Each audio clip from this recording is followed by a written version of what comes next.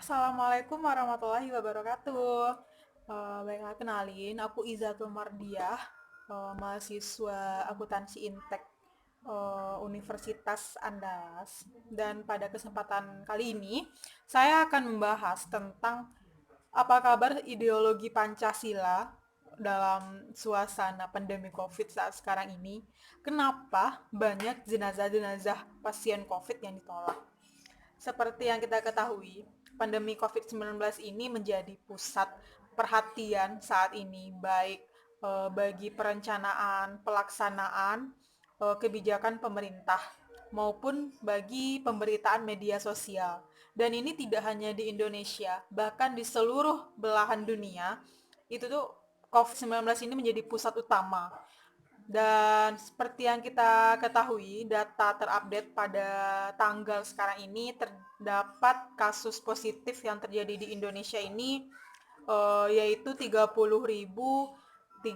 ribuan jiwa yang terpapar COVID dan tingkat kematiannya itu sekitar 1.883 jiwa. Kasus positifnya itu 10.900 jiwa. Itu data yang saya dapatkan per tanggal sekarang ini.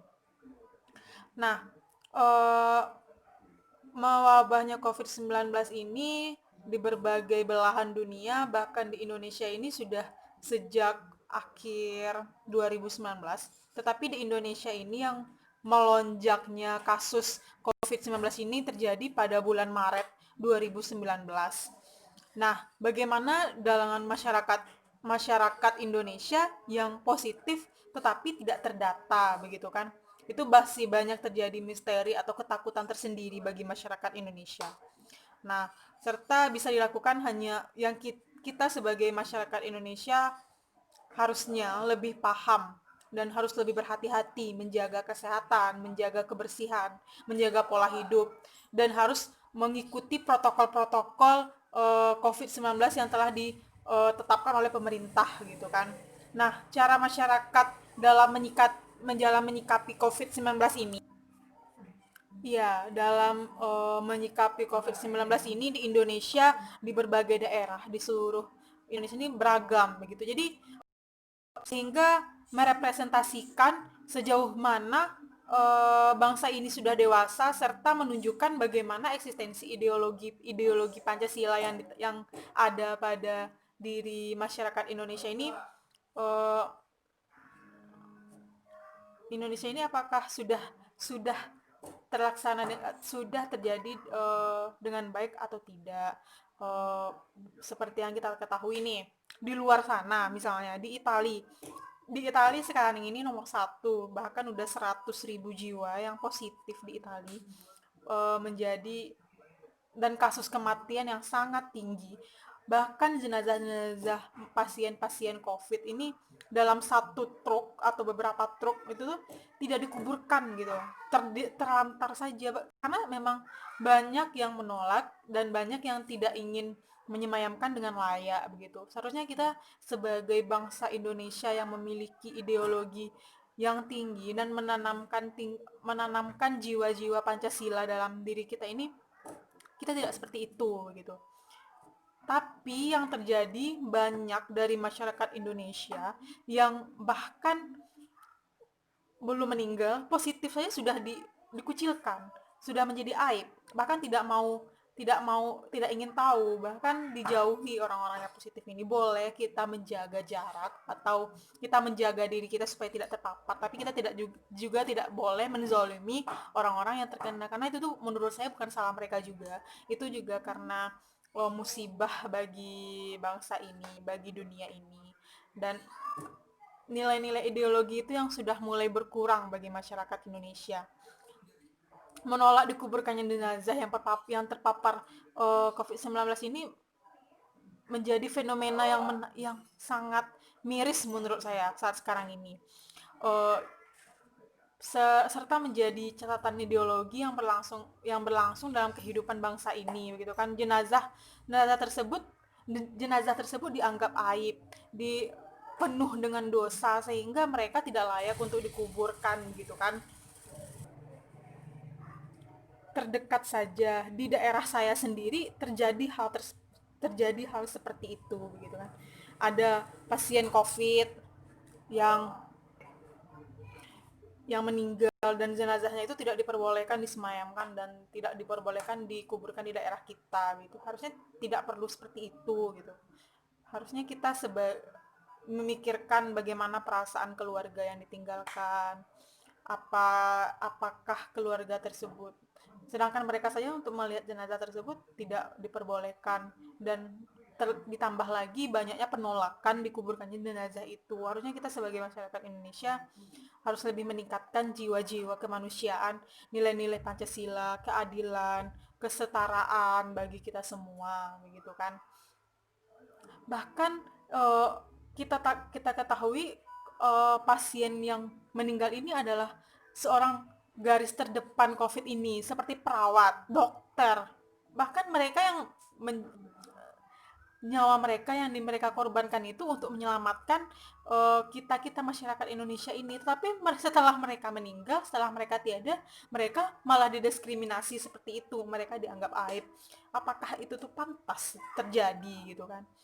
Pantas kita mendiskriminasikan orang-orang seperti itu.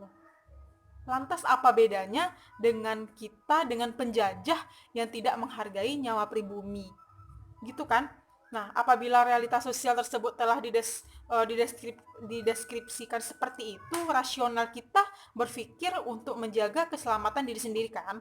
Nah, tetapi tidak harus menghilangkan sifat kemanusiaan kita. Nah, sebagai masyarakat Indonesia harusnya kita harus lebih meningkatkan rasa ideologi dalam diri kita gitu. Sehingga fenomena-fenomena penolakan jenazah, diskriminasi sosial bagi penderita-penderita COVID-19 ini sudah tidak terjadi lagi begitu. Sekarang pikir deh, kalau yang terjadi pada diri kita, keluarga kita, ayah ibu kita diperlakukan seperti itu, betapa sakitnya kan perasaan kita. Harusnya kita membalikan kepada diri kita sendiri gitu. Bangsa ini berdiri melalui semangat kolektivitas. Begitu beragamnya gangguan dan yang berpotensi merusak dan menghancurkan bangsa kita ini sejak awal kemerdekaan hingga sekarang, dan mampu diatasi dengan berbagai pendekatan dan strategi kebijakan yang baik. Harusnya kita juga berpikir seperti itu. Kita tidak boleh dirusak dengan hal seperti ini. Bagaimana dalam merusak persatuan dan kesatuan bangsa, konflik horizontal seperti ini, konflik saudara seperti ini lebih parah daripada perang internasional maupun agresi militer. Dengan kita perang saudara, dengan kita menghilangkan rasa ideologi, rasa kemanusiaan terhadap sesama kita, itu lebih parah menurut saya daripada perang internasional, perang senjata gitu. Bagaimana kekuatan serta komitmen bangsa kita menjadi modal utama dalam menghadapi berbagai peristiwa sosial maupun tantangan zaman seperti ini. Dari zaman kita penjajahan, kemerdekaan, kekuatan utama kita tuh yaitu persatuan dan kesatuan bangsa gitu kan. Dengan menolak jenazah yang terinfeksi COVID-19 merupakan falasi berpikir gitu kan, serta merusak kesatuan dan persatuan bangsa kita. Kita tidak menjaga perasaan keluarga karena pada hakikatnya kita adalah saudara sebangsa dan setanah air gitu kan. Tidak terkotak-kotak atau oleh preferensi sosial dan politik, atau serta merepresentasikan bangsa yang tidak beradab begitu. Jadi menjadi catatan bersama, akibat terjadinya peristiwa sosial yang sangat memalukan tersebut, terlebih bagi pemerintah khususnya, harus lebih ditanamkan lagi lah. Dan juga keamanan harus lebih ditingkatkan, tidak perlu dalam mengatasi kejadian tersebut gitu, agar tidak terjadi penolakan penguburan jenazah lagi, tidak terjadi lagi diskriminasi pada keluarga yang terkena COVID, yang berpotensi untuk merusak moralitas dan solidaritas bangsa gitu. Rusaknya moralitas dan solidaritas bangsa ini mengakibatkan bangsa ini hilang identitas atau jati diri sebagai bangsa yang memiliki keadapan yang tinggi. Tentu nilai-nilai ideal tidak hanya jargonkan tetapi diaplikasikan dalam kehidupan sehari-hari, tidak. Nah, jadi realitas sosial tersebut menjadi indikator yang kuat. Sudah sejauh mana ikatan emosional kita sebagai sebuah bangsa, sehingga apabila peristiwa memalukan tersebut tetap terjadi, maka perlu kita refleksikan di manakah letak keadilan tersebut itu sebagai ideologi yang menjadi uh, representasi dari nilai-nilai ketuhanan serta nilai-nilai yang hidup dalam masyarakat Indonesia. Tentu ideologi Pancasila menjadi kaidah untuk hidup dalam konteks berbangsa dan bernegara gitu. Terdapat perilaku yang telah mendarah daging sehingga menjadi watak warga negara, serta terdapat juga nilai-nilai perilaku ideal uh, yang perlu diteruskan sebagai indikator dalam membentuk warga negara Pancasila yang baik gitu kan. Nah, ditinjau dalam menggunakan preefektif manapun, fenomena menolak jenazah yang terpapar COVID-19 ini tidak berdasar sama sekali karena merupakan kecaman dalam berperilaku gitu.